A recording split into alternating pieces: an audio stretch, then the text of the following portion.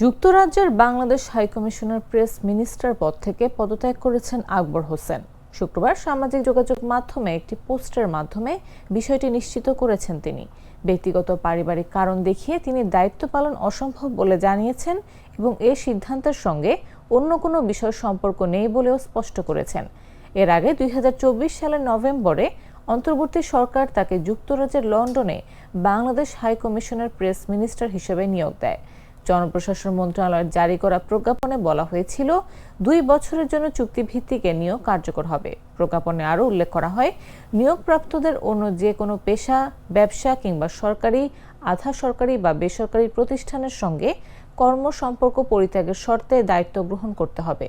লন্ডনে নিয়োগ পাওয়ার আগে আকবর হোসেন বিবিসি বাংলার ঢাকা অফিসে জ্যেষ্ঠ সাংবাদিক হিসেবে কর্মরত ছিলেন।